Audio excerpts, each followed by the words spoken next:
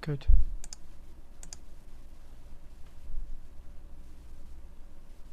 Yeah, we're definitely live streaming. See where we are.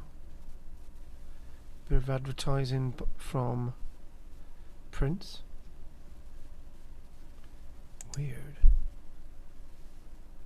Excellent. So we've got 2 of you so far. I'm just going to check the sound. Does the sound sound good? Okay. Have we got sound out there, folks? If you could please let me know, I'd be very, very grateful.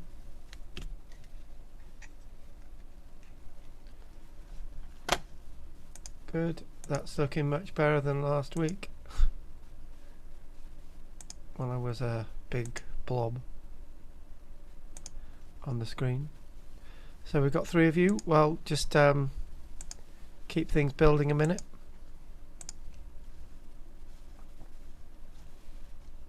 I'm just going to go and grab a drink and put the kettle on at the same time. And what I'm going to do is I'm going to change my video in the background. Do you know, I've got Coida Mister behind me, so that's a pretty good one. Wow, look at that. Oh, camera's in the wrong place.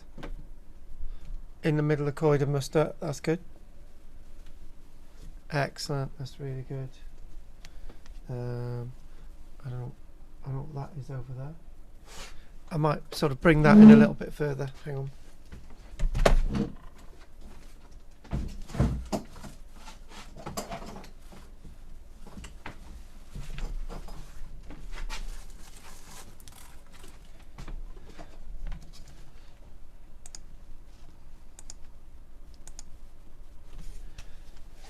Hi, Mandy. I'm just going to go and get a quick drink. So, and I'll be back. Hang on.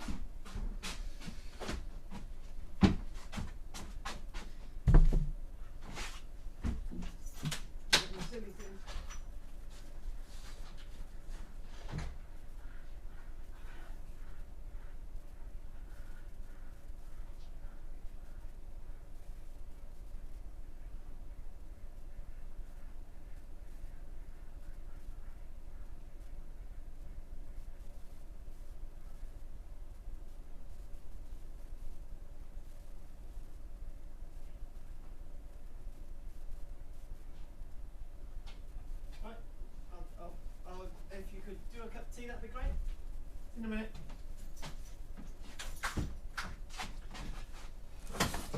Okay, folks. Let's get on the road. Okay. So, last week, the live stream was not the best because we had the problem of, I don't know, it was like a four I don't know, what's it, 3D 4D or whatever. So that was so my sound is a bit loud. So I was talking about various bits and pieces to do with King Arthur last week, and I was very much reacting to what people were asking me.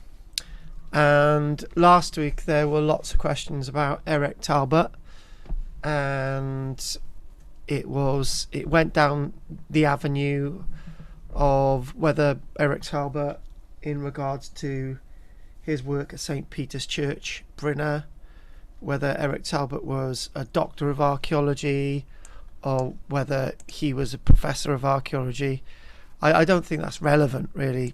He was an archaeologist who was actually involved in regards to the work at St. Peter's. So I think that's the important thing. So I mentioned last week that I was specifically wanting to look at Dinas Powys today and some bits and pieces associated with Dinas Powys. So that's where I want to go. I haven't got as much time as I did last week because I've made a few book sales this week, and we need to get them in a post to people who read my work. Now, for this would be a special thing. The cover of my new book is actually available. We were looking at the cover of my new book, and I've mentioned the site that we're going to look at today, Dinas Powys, in my new book. So for those interested, that's the first proof of the cover of my new book, and it's very different from my last book actually, and Romans in South Wales, and that's the first. You're the first people to actually see that today, and that's very different from the Romans, that one there.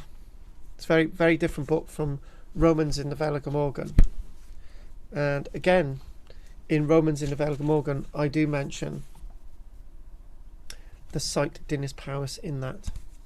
Now, I used to do these live streams in the pandemic, and I was getting lots of things wrong with the live streams, various things with links and so on. So now we've got that sorted out last week, and we're going into looking at Dinas Powys, and I want to do more of a pseudo academic theme today in regards to Dinas Powys. And the site at Dinas Powys is an absolutely amazing site, and it's one of those sites that's completely overlooked in regards to the story that King Arthur, is completely overlooked, because at Dinas Powys we've actually got some really intriguing archaeological evidence associated with this time of King Arthur.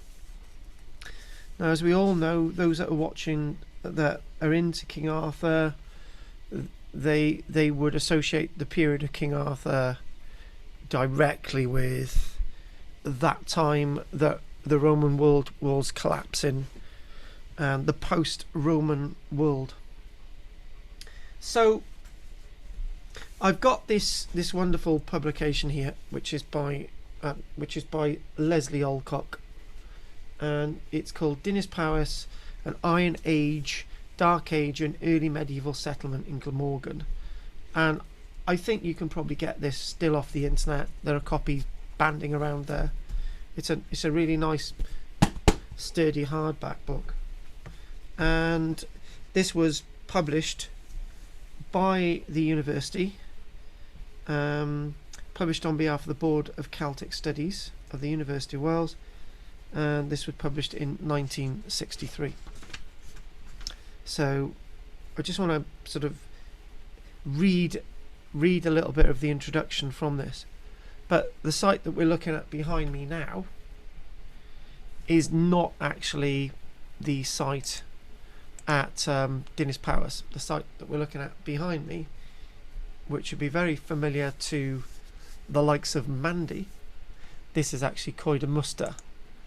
And Coed y Muster itself is a site that Mandy, who's watching, visited with Dad, as we call him. And obviously that's quite a distance away from Dinas Powys. So hang on a minute, I'm going to one of the things with this technology is trying to you've got various different things going on. I just want to get the right one in front of me actually. So where are we? Just trying to work something out a minute. Live streaming, that one there. Excellent. Good. So, Dinas Powys. Now, as I said, for the person who's just joined us, we're gonna show you a map, which I'm gonna put in behind me now. That's going to be rather useful for us in this exercise today, when we're looking at Dinas Powys in regards to this sort of Arthurian period. So we've put a map in the background. So if nobody knows where Dinas Powys is, it's south west of Cardiff, it's north east from Barry, and it's a site that has been very overlooked in regards to this search for King Arthur. It's my site that very much breathes the legend of King Arthur. So I'm just trying to get this map up that I saved earlier on. And this map that I saved earlier on. Here we go. Let's get this up there. Good. Excellent. Isn't that great? Maps. Care of the National Library of Scotland. Now, because this is reversed for me when I'm pointing this out, so what we've got, if I get in here, so if anyone knows where Dinas Powys is, as I've already explained, it's in the Vale of Glamorgan, South Glamorgan, and that there is Dinas Powys Castle at the bottom there. You can see that. Now if you sort of go into these woods, and you go over to here, and this is the place that we're actually talking about. North of Tintagel Farm, which is there. Directly north there is a load of earthworks that really intrigued the archaeologist Leslie Alcock. Now, you need an Ordnance Survey map to find this. The Dinas Powys Castle is actually marked on the Ordnance Survey maps. This is an Ordnance Survey map. I think this is one's from the 1940s. So there's a lot which isn't on it today, but obviously that's a modern era of photography. So what we're talking about, it's sort of there. Those woods there. That's where we've got this massive, sort of intriguing archaeological site. So that's where we're going to go. So this site really interested Leslie Alcock. It really did. And what you can see, which isn't marked on this map, but what you can see, if I show this here, is an arrangement of earthworks, sort of very strange earthworks, north of this place marked on the map behind me, north of Tintagel Farm, that you can actually see there. Yeah. So here you've got these earthworks. Now they really intrigued Leslie Alcock. Leslie Alcock. So again, this is the cover from the book. So there you go. And what he was intrigued by, that these earthworks they've got to be at that time. It's called a hill fort. They've got to be Iron Age. Now that's what was believed in the 1950s. They've got to be Iron Age, and in the Iron Age is the time that they built bank and ditched enclosures. That's when they built them. So we are led to believe. So this is what we're talking about. We're talking about this relationship with interpretation in archaeology. We're talking about, banks and ditches got to be from a certain period, Iron Age. So when Leslie Alcock started looking at the site, he found that those banks and ditches were actually from a different period in time altogether, a completely different period in history. So what I'd like to do is read out Leslie Alcock's own words from this 1963 publication. As I say, it's rather interesting that you can actually get hold of these still today. So what I'd like to mention, I'm going to mention this out from the book completely, more or less. So the modern village of Dinas Powys lies 3.5 miles southwest of the city of Cardiff, as we've already established. It appears to take its name from the Dinas, or ancient fortifications at Court Ir Achla Park. So this is what this is. This is the site within Court Ir Achla Park. These fortifications are subject of this present account. Now, this really intriguing present account, it's got wonderful sort of plates in it. They're all black and white. There's some human remains in here as well, and we've got over 250 pages of joy. Really nice book. You don't really find these produced anymore, sadly. So we established the name of Dinas Powys associated with this site, and it describes, as I showed you a few moments ago, 2 separate defensive systems. And in what follows, the term Dinas Powys will be used of the main, more heavily fortified site to the north, while a double line of slighter defences to the south will be referred to as the south banks. So really what we've got, if I may draw on the screen, which would be very helpful, so sort of give some orientation where we are. And let's get my strangely enough, it's not letting, hang on, come on, am I, strangely enough, I don't have my draw bar, so when it's discussing, you can see Tintagel here as I'm sort of drawing around this, and you've got these other earthworks up here. That's what we're talking about. And this is Dinas Powys Castle. Well, in that account, it's not describing this site, Dinas Powys, but what there is that the land drops. So you've got this hillock at Dinas Powys Castle that I'm drawing around, and it all drops into a valley, and then it rises again over 100 meters above Ordnance Datum, and it above this site known as Tintagel Farm, it rises again, and then it drops again. Okay, so what we've got, it rises and rises, and it sort of drops again. So basically you've got one pillow of a landscape here, and you've got another pillow of a landscape here. So you've got 2 sort of tumps, an old Welsh name there, 2 old tumps on the landscape. So this tump above Tintagel Farm is the one that we're interested in. So again, you've got the 2 sets of defences, again, just to sort of remind us. So you've got one set of defences around here, and you've got one set of defences a bit further up. So if we sort of show that on the map again, so they're marked on this map which is copied from 1963, but they're not on this one, which is before the 1950s. So anyway, sort of talking a little bit too more, let's not get too technical with this. I'm going to miss out all this. Is talking about an outcrop of Carboniferous limestone, and it's talking about the nearest permanent water supply at the present day must be sought in a stream which runs below. It's described as a whaleback hill, the tump that I just mentioned. A nearer source might be found in a small running down Cwm George stream. Now,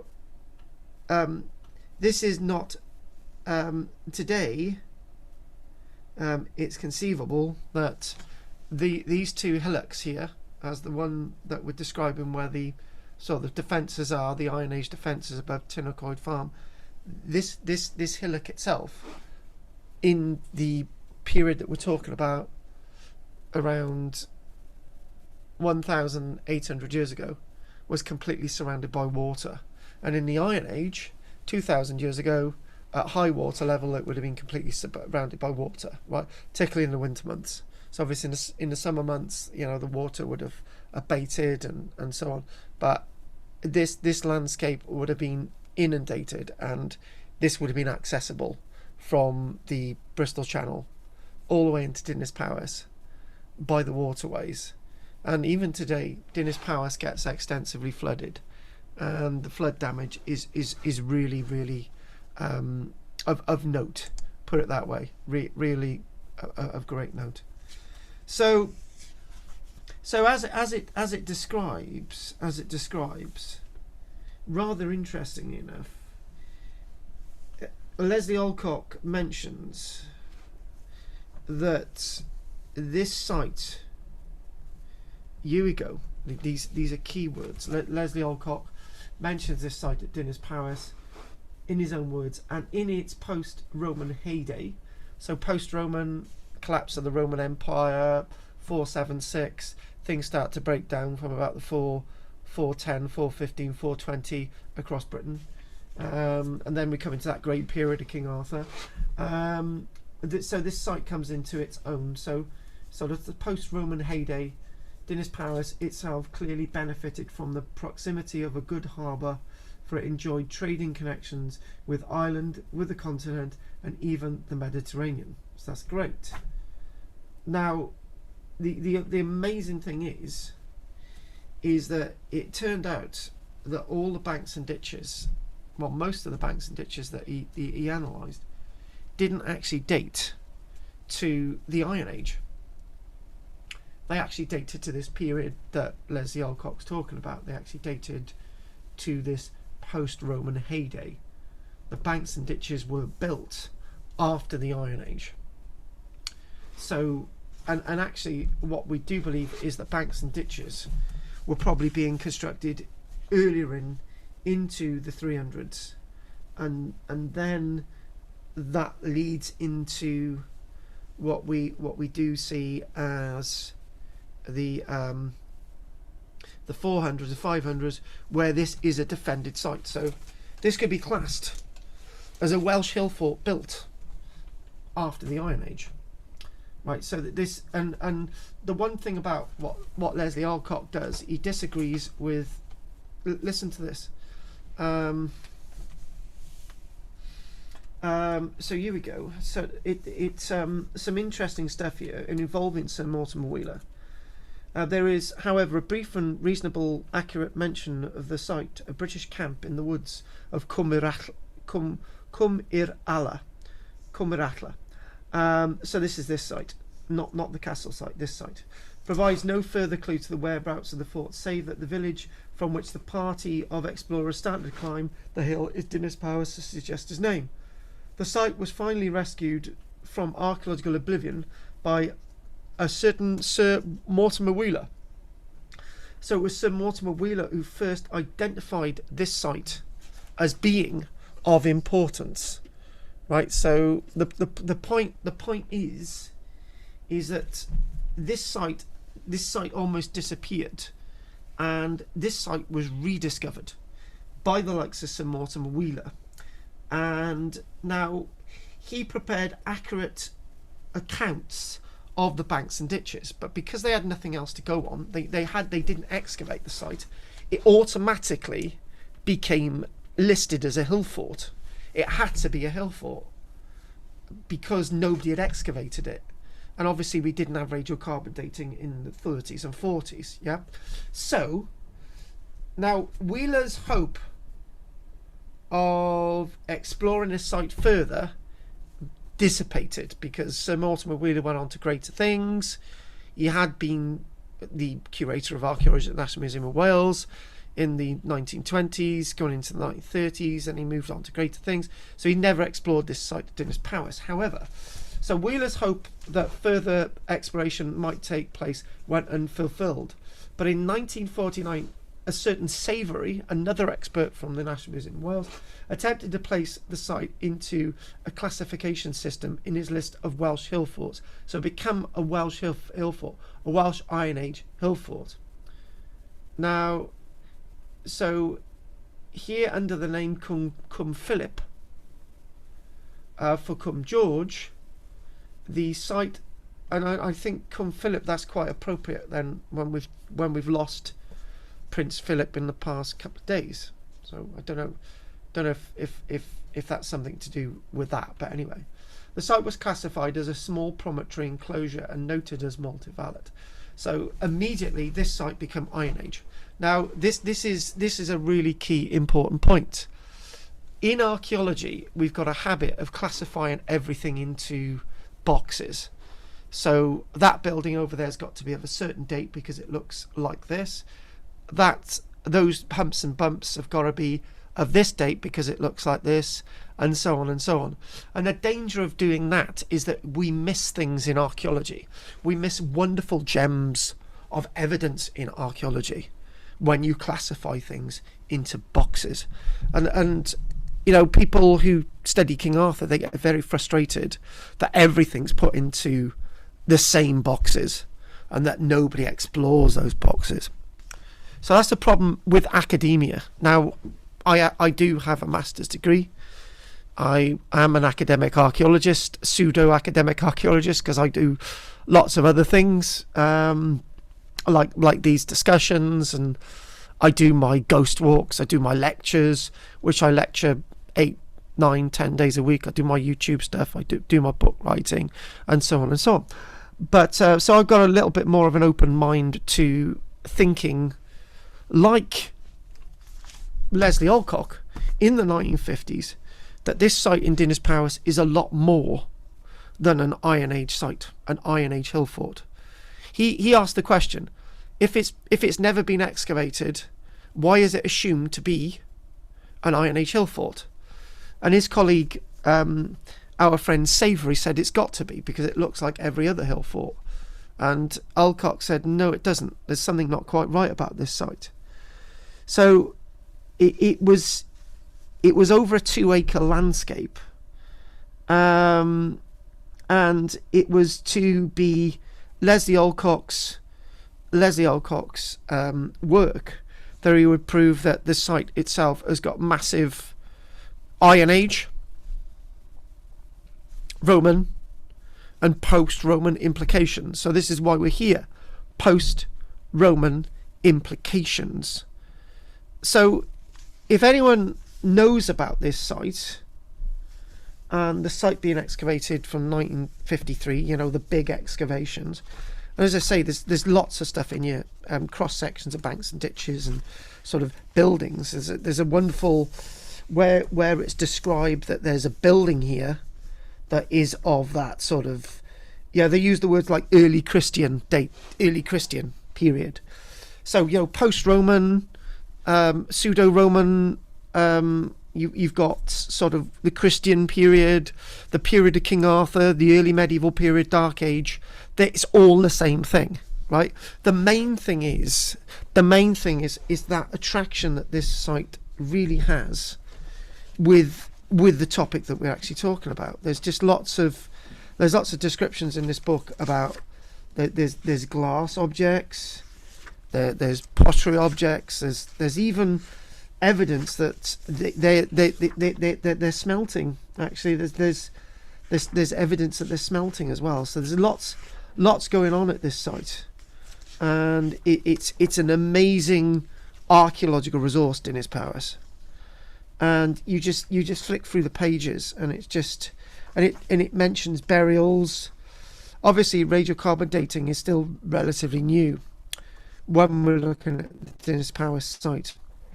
So cutting to the chase about this wonderful Dinas Powys site is if we want to be more specific about the nature of the Dinas Powys site, we've got to put it into the following categories, and then we can mention Tintagel a little bit as well, and then we can mention Avalon, we can mention Glastonbury as well.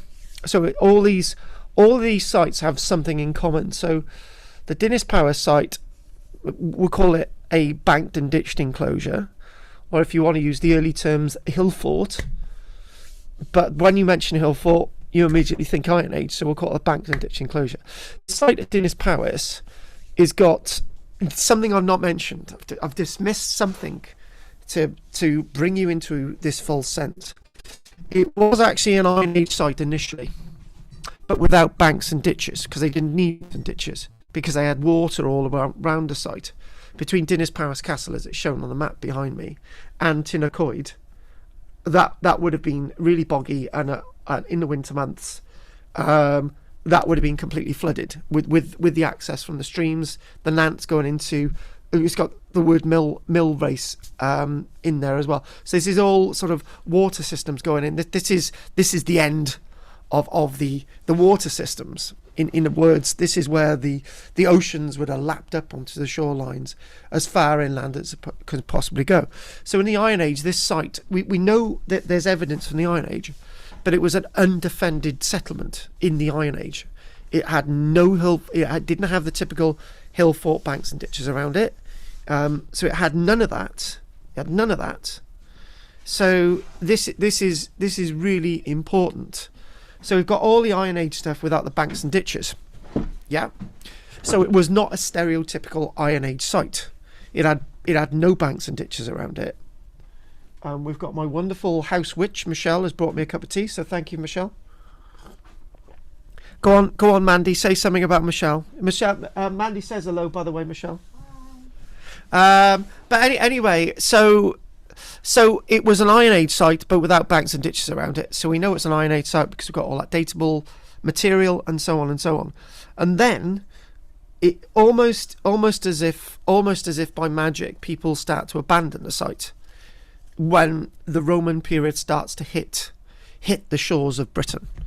Right. So when the Roman period hits the shores of Britain, what we do find is that even though there might be some people living there, these are relatively wealthy people, and they move on somewhere else. So in the idea of Pax Romana, they see the attractiveness of Rome, which is mentioned in my new book, actually, which is mentioned in my book, The Romans in South Wales, for anyone that hasn't seen the cover of my new book. There you go. And everybody, don't forget to like, subscribe, and join. Press the blue join button down below. It's £1.99 a month. But anyway, looking at my book, I mentioned about this, all these changes. And one thing I will be very, very specific and firm about is that the Romans didn't come over to Britain and replace all the native people and everyone was Roman, right? That didn't happen. I always say this, that it was probably about, at any point, there was no more than 10% of the population could ever be classed as continental from Rome, right? And that was mainly when you had all the main military over here. 10% is quite a big figure, actually. It's probably a lot less than that. But even in a local area, it was probably that only 1% of the population was of continental descent, 1%, and most of the native people were of local descent, or that cosmopolitan Britain that we talk about. Now, so what we're talking about is the people who lived at this site probably moved on to be influenced by the Roman world, and these people may have gone on to establish a Romanized villa at Landoch, which is not far away from here. Landoch is about 2 miles away from this site, as the crow flies. And Landoch itself is a site that you do find this really interesting Roman villa site, and it's, for some strange reason, it's abandoned. And then what we do see is that this site is reoccupied. So this site is reoccupied again. So 300-400s and into the 400s, these people are trading with the continent. So that's really important. And the site, the excavations that we do find being undertaken by our wonderful archaeologist Alcock, he uses the word still Dark Ages, for example, but he makes a lot of notes. He makes a lot of importance on this period of, as he describes it, the Dark Ages, this sort of post 420, 430, 440, 450 period.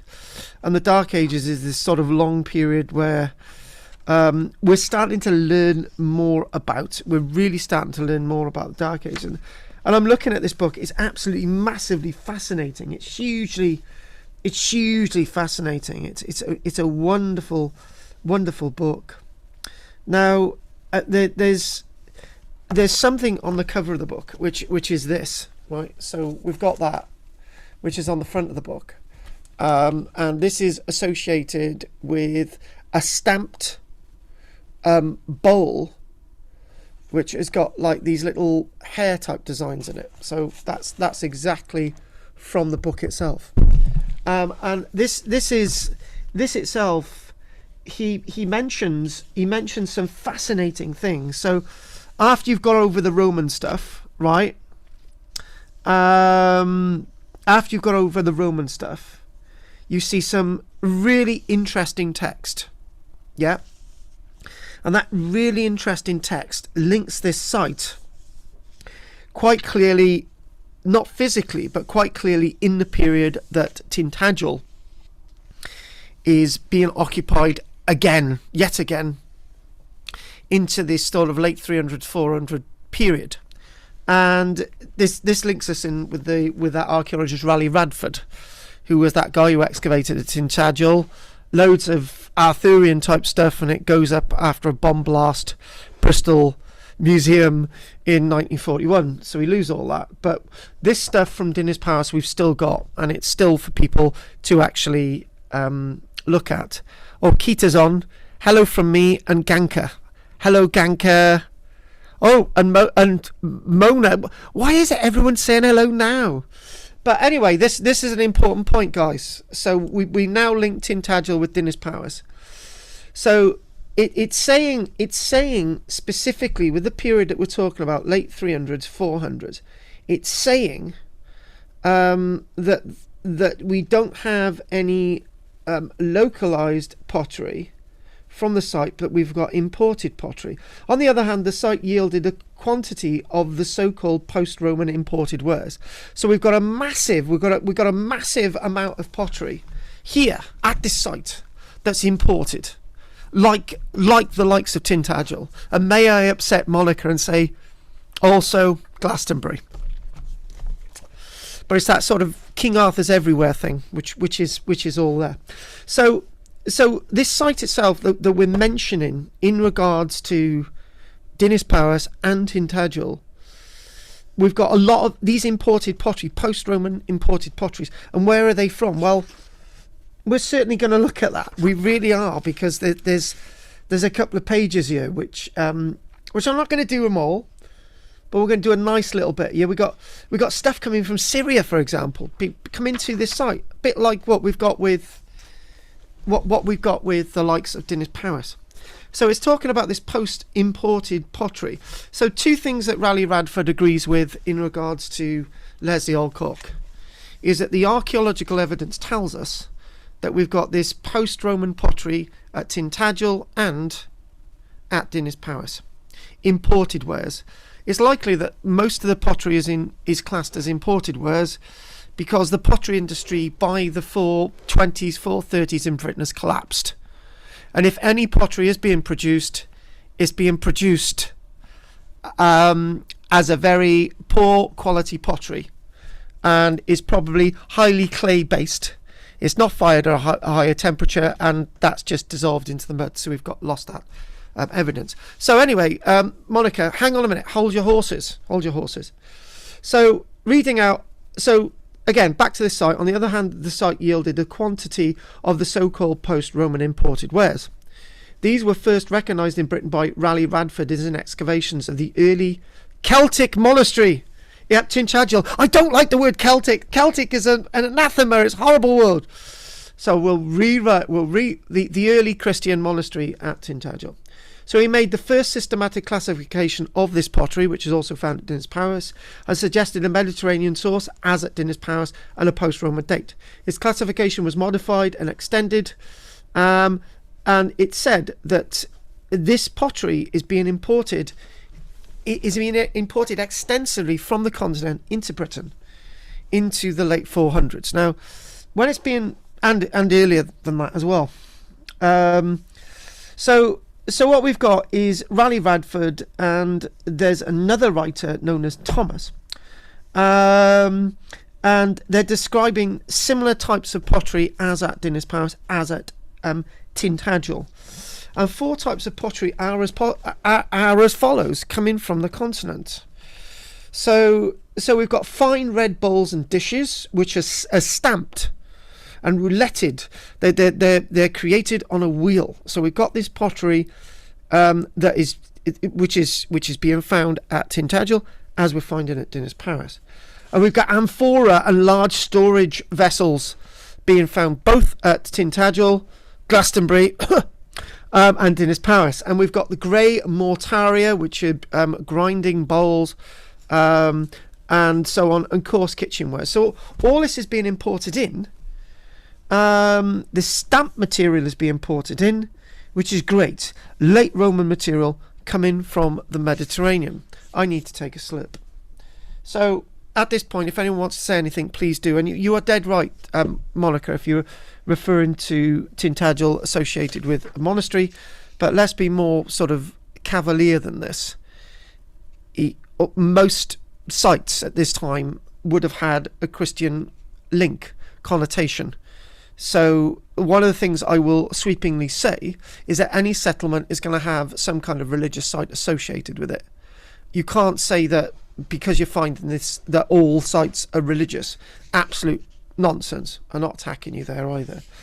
What we would say is that any site worth its salt would have had a religious connotation, whether that was a little church or a side, whatever. That's where we're coming.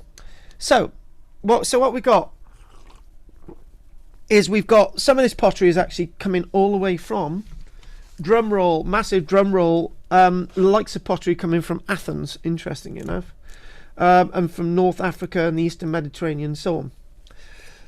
So, and we've got some wares also coming from France, South France, as well. In view of the Eastern Mediterranean parallels, it might be thought that the importation of these earlier types of potteries, such as we will mention them again, as the fine red bowls and dishes. So these are being brought in, and it's likely that, now this is very interesting. It's likely that some of the pottery at this site is not being seen in Britain until the 420s, 430s, right? So it's not here before that. It occurs in the 420s, 430s. And we're talking about lots of this pottery coming in at the time of the collapse of the Western Roman Empire in 476. So this is all massively important stuff. This is really all massively important stuff. So the pottery that we are finding at these sites are into the 400s, definitely into the 400s. So it's also saying that the most interesting sherds from Dinas Powys is actually from Antioch. So Antioch in the Holy Land, Eastern Mediterranean, Antioch, some pottery coming all the way in from Antioch. And it's great. They're describing those little things here as actually what a mistake. They look like rabbits to me. I'm corrected. They are in fact leopards. So it's talking about all this really interesting pottery and so on. And what we then have is we've got pages and we've got pages and pages of pottery. So it's not just odd bits of pottery being found. It's a number of bits of pottery being found associated with the site, and there's evidence of metalworking and so on. But what we've also got is glass objects. So if I can remember where my glass objects are, beads, glass, here we go. We'll go with that one. I just remembered that one. So we've got glass objects as well. Sort of, we've got up to 8 people there. We've lost a few. Maybe it's because I mentioned glass. So what we've got is we've got various different glasses which are being found on the site, and we've got blue glasses, we've got pale green glasses, we've got an ambery type of glasses being found, olive green glass, and all of this type of glass, 256 fragments of glass, actually more than that by the looks of it, some of them with decoration. All of these bits of glass actually coming into the site from the continent, because to be honest with you, our glass industry by that point was non-existent. So the major point that I'd like to make here in regards to Dinas Powys is the fact that I think I'm an archaeologist. I also look on the historical side a lot as well, and as an archaeologist, I would say that, you know, on an edge here, on a limb, if you really wanted to use the history and the carvings with Arthur associated with them, and you wanted to use the archaeology to prove that there's an Arthurian type thing going on, then you've got the archaeological evidence as well. So in other words, you can say to the academics, okay, dismiss the historical records at your peril. Okay, just say all the historical stuff about King Arthur in the early medieval period and everything about the princes of Cymru and all the rest of it are all made up, right? Just say that it's all made up, and then I, as an archaeologist, can turn around and say, hang on a minute, no, it's not. No, it's not all made up. No, it's not all made up at all, because we've got glass, we've got metal objects, we've got pottery objects. Actually, at Dinas Powys, it's all there. So I tell you what, right? Let's say that there's no historical evidence for King Arthur at all. There's nothing at all. It's nothing at all. However, the likes of Alcott comes in an unbiased frame. He wants to see. He says, look, there's something not quite right about Dinas Powys. I don't agree with the other academics. I don't agree with them. So Mortimer Wheeler wasn't able to prove anything because he didn't excavate Dinas Powys. I don't agree with him. This is a different site. He excavates the site, and it turns out the site comes from that period of King Arthur. Right? And he finds the pottery. He finds the glass. He finds the metal objects. Bucket loads of them. Right? So if you want to ignore everything that is written down in the history, you've still got the archaeology. And then, may I mention, you've got carvings, you've got stones that have been found at Tintagel, with wording that is reminiscent of the name of Arthur X, King Arthur, and you see this, and then they say, oh no, it can't be King Arthur, and you say, all right, okay, if you forget King Arthur, radiocarbon dating evidence proves that some things are going on. Oh no, it doesn't. You know, the radiocarbon dating evidence is wrong. And then you turn around, you say, you throw this back at the academics. You say, actually, right, you're dismissing our historical evidence, you're dismissing our archaeological evidence. So who was living in Britain at that time? Nobody was living in Britain at that time. So you can't have a King Arthur, you can't have anything, so nobody's living in Britain at the time, which is absolutely so unbelievable nonsense. So then it comes back to saying, look, you've got the archaeological evidence. What does this archaeological evidence throw up? So this is why I'm very much into this. Very much into this. So do you know what? We've got basically 10 minutes left now. 10 minutes. So I've made my argument associated with Dinas Powys, right? Now, what I'd like to do is go on a little bit further. I'd like to talk about other sites within the landscape that have an early medieval sort of Dark Age, early Christian, post-Roman, King Arthur, or shoot me down with a thunderbolt feel to it, right? Now, I mentioned that site Landoc. Now, do you know what I'm going to do? I wasn't going to do this today, but we're gonna show you something from Landoc, right? Landoc Church. Landoc is very nearby, and it's and if I can get a stone to show you from Landoc, it's known as the Urbic stone. So it's Urbic stone. Here we go.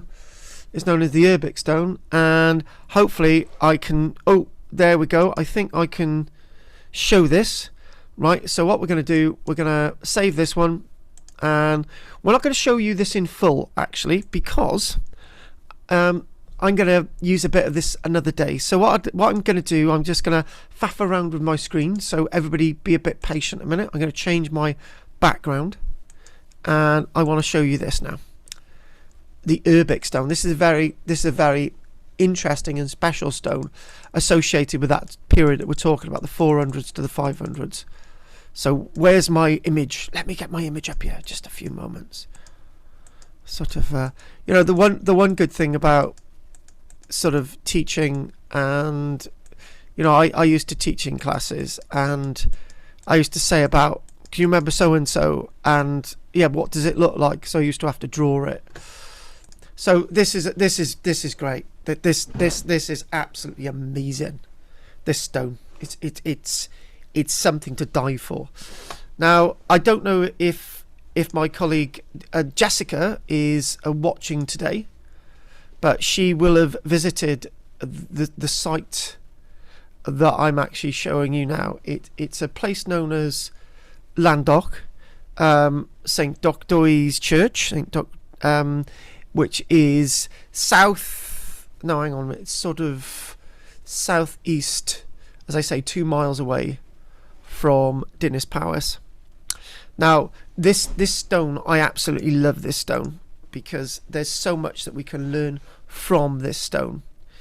This stone itself is definitely dating from around the 400s onwards. Yeah, it's everything that this period is.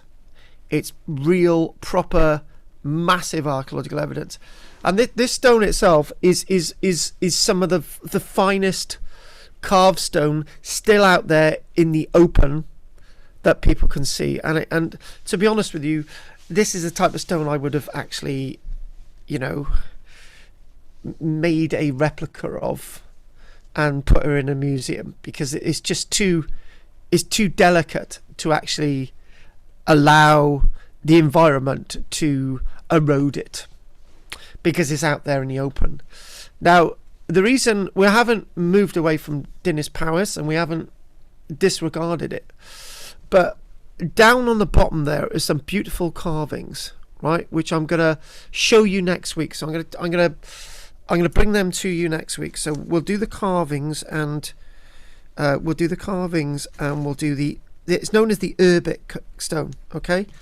And we do believe that Urbic some kind of important person, but I do believe that this stone itself, it's got the base, it's got the rest of the shaft, it's got another sort of like a sort of terminal, and it's got another sort of shaft, right?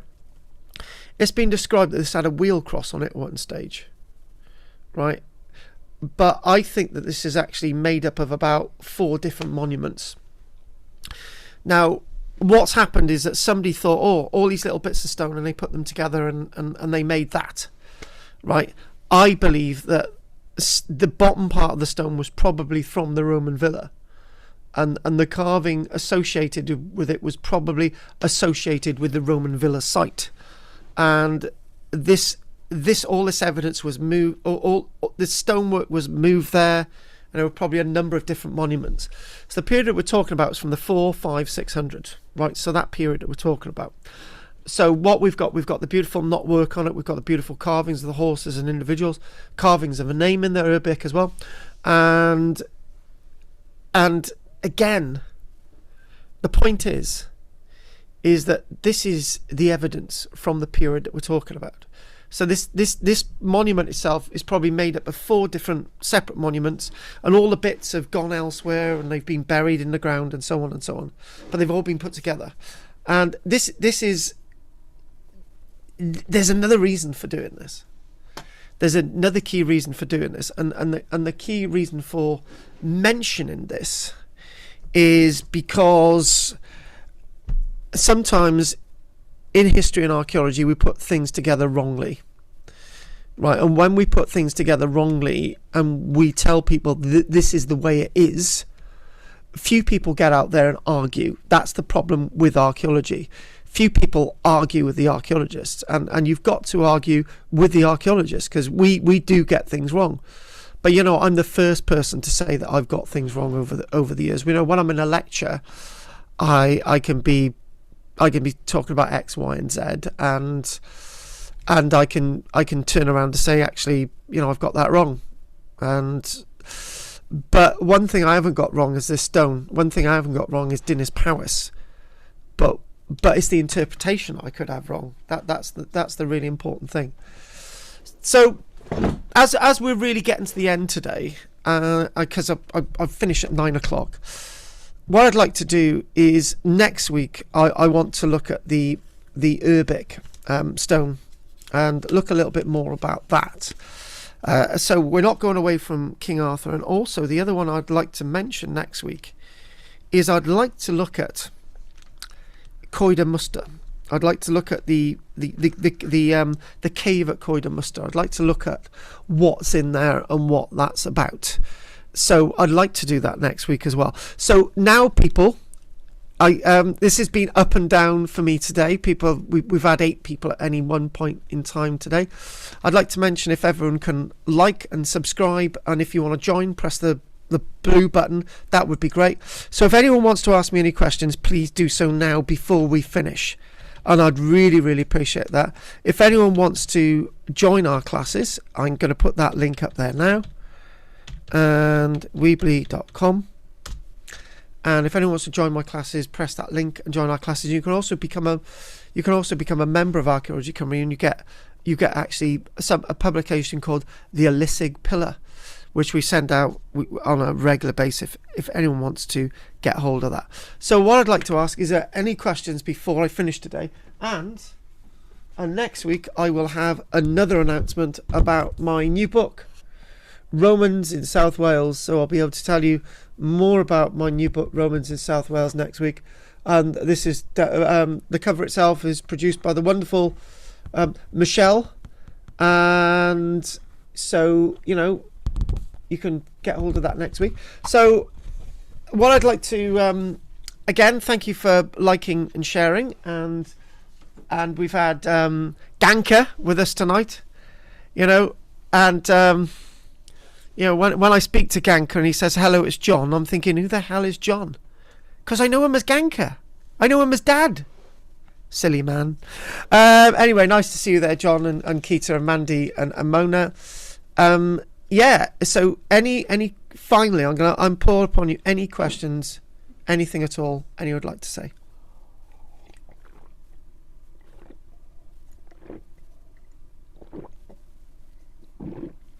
Drinking my drink.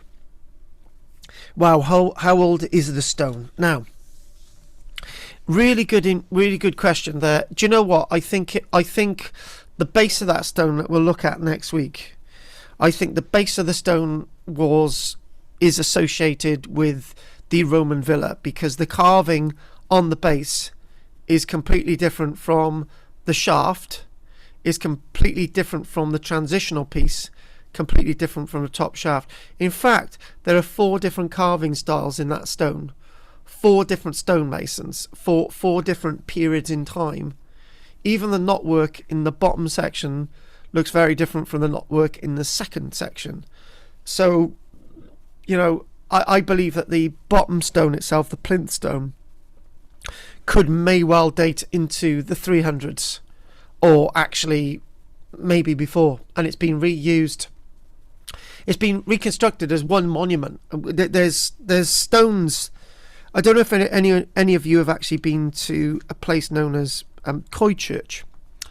Now, there's a stone at Coy. There's stones at Coy Church, which have been all re-put together. It's almost like, I don't know if anyone can remember seeing that Star Trek episode from the first series with Captain Kirk, Nimoy and William Shatner, and they went to a planet, and the aliens that they met on the planet had never seen a human being, so they had bits of limbs and stuff, and they glued it all together, and they come up with a human being.